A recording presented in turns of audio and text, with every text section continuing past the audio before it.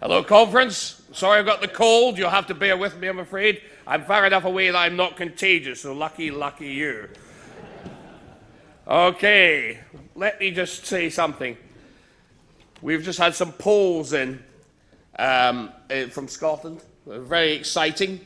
And this is the Daily Record, a Survation poll, which reckons that we are going to get 6% in Scotland, which would translate into 7 MSPs in the Scottish Parliament.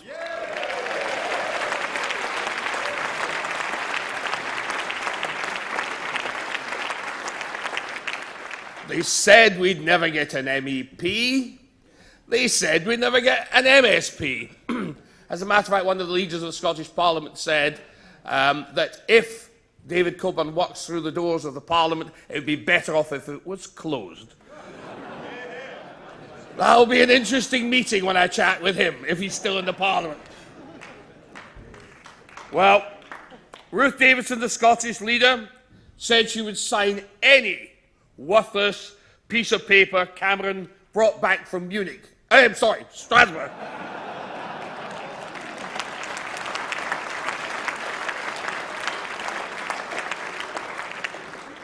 Different Tory Prime Minister, same worthless piece of paper.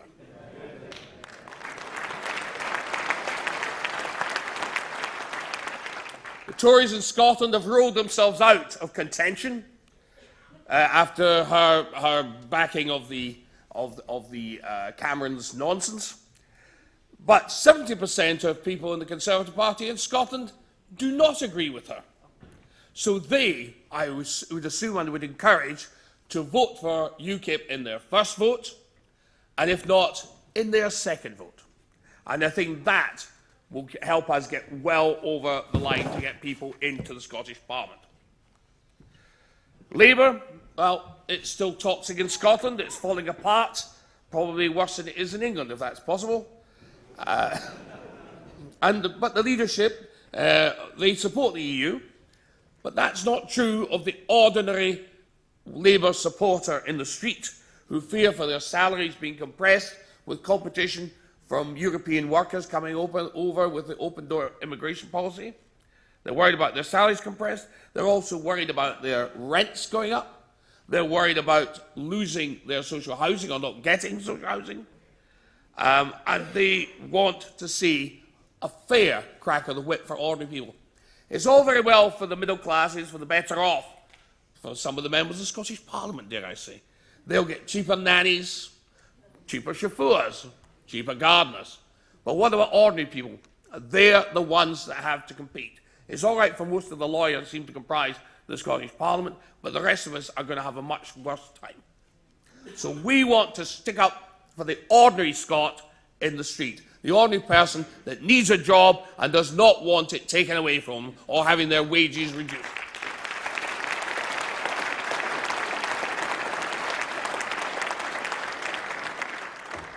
The SNP, well, they're in an impossible position. They're hoisted by their own petard. Hey. They claim to be nationalists. Well, I mean, how can they? They don't want the 200-mile fishing limit brought back from Brussels. And that's what you get if you got Brexit. We get our 200-mile limit back that was given away by, let's hear it, Ted Heath, Geoffrey Rippon, who gave away Scottish fishing grounds as a prize for getting into the European Parliament. That was wrong then, it is wrong now. We want our fishing back. It's a major industry for Scotland. Spanish fishermen are plundering our territories. We can have that business in Scotland, and it's not just the fishing boats, it's also canning factories, fish products, old Mrs. McTumshe's, Finn and Haddie's, whatever. There are so many luxury items of seafood that we can produce in Scotland, and that is something I want to see happening. I'm really disgusted.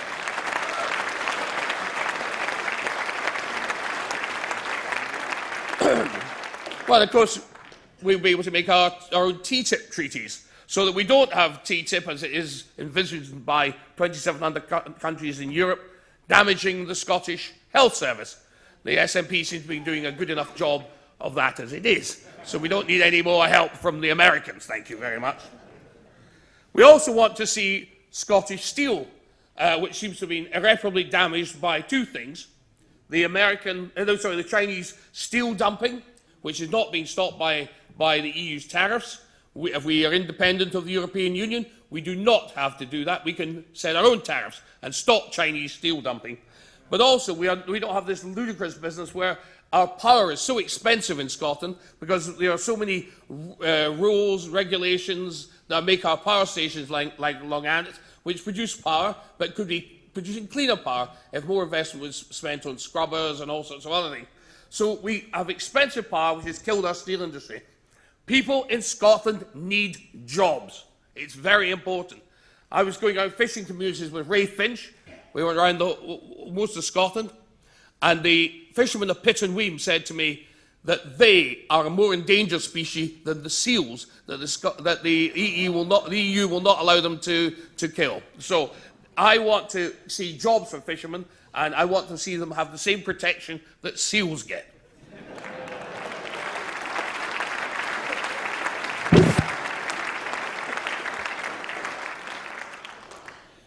The SNP, as I said before, they're not a nationalist party. They're an international socialist party. They're a European party. They're an opportunity to vote for Europe. Two of the former members, are much more honourable, Jim Sillars and Gordon Wilson, very leading lights of the SNP. They are for out. They are for Brexit. And the reason for that is because they believe that that's a more honourable position to hold. You cannot, be wanting Scottish independence on the one hand that we banged on about during the referendum forever. We can't have that and at the same time be ruled by Brussels. There's no logic to it. The only reason for that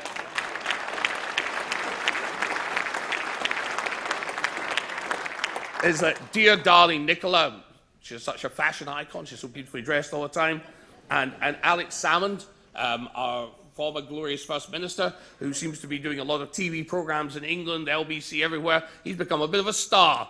He wants to be an international star. They want to hang around with President Hollande of France and Chancellor Merkel. They want to march around the chancellors of Europe and show how important they are. But the ordinary SNP member has a different view. They don't understand. How can we be independent and be ruled by Brussels? So I think an awful lot of them will be voting for UKIP or giving their second vote to UKIP, and they will be voting for Brexit.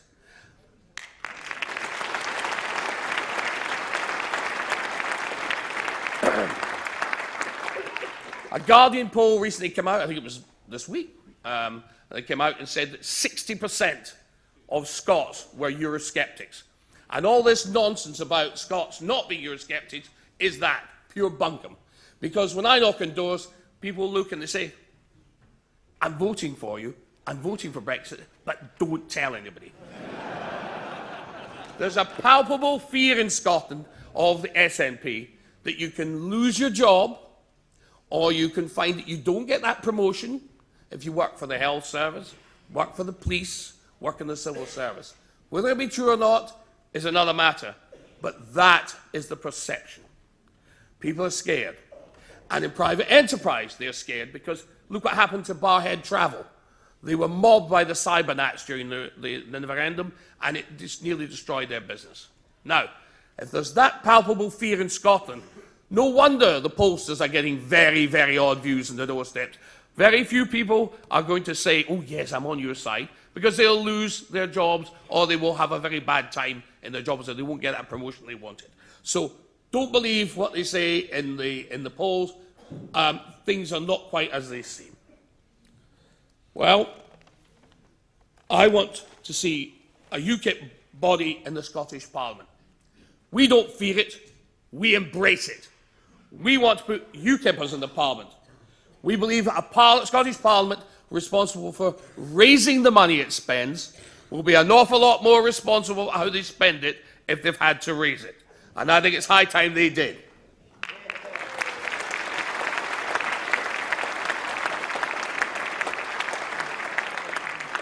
However, we don't believe Scottish taxes should be higher than in England. That will lead to capital flight. And anybody who doesn't believe that does not understand the modern world. So, a penny here, a penny there, that's okay. People don't mind that. If that's what Scots want, that's fine. But considerable difference in the taxes between Scotland and England. There are lots of clever accountants and lots of clever people who are simply not going to sit there and be plucked like chickens. They will move their tax domicile south of the border and make sure that their homes in Scotland are like holiday homes or whatever. The Scottish tax raising will diminish as a result of that. And if the Scots Nats don't get that, then they've got no business running the Scottish economy.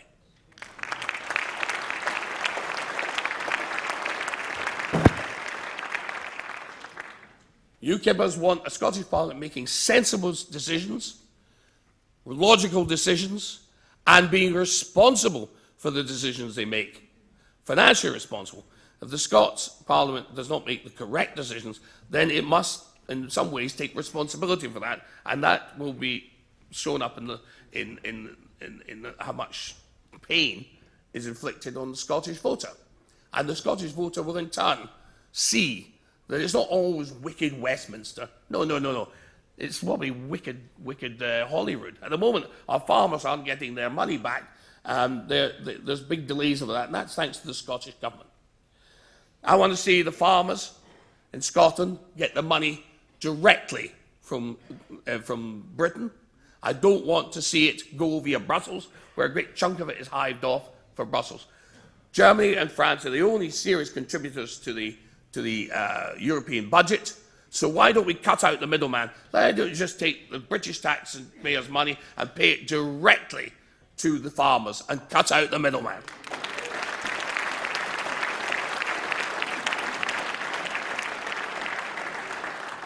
We want the same system as we've got right now. We want a single farm payment, just as it is. But in time, as we get at Brexit, obviously the Scottish Parliament and the Westminster Parliament will then, follow what the public want and make British rules for farmers and such like. And that's a good thing. Let's have decision-making in Holyrood. Let's have it in Westminster.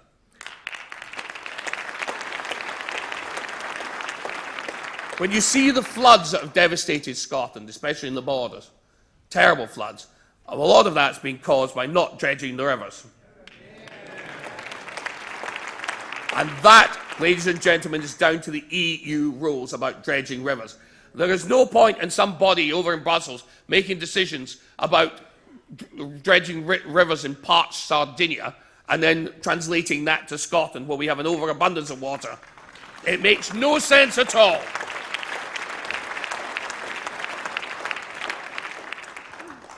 The SNP say they need more migration to fill the health service and all the rest of it in Scotland. They always say this. I say we should be educating more doctors and nurses in Scotland, not stealing them from third world countries who can ill afford it.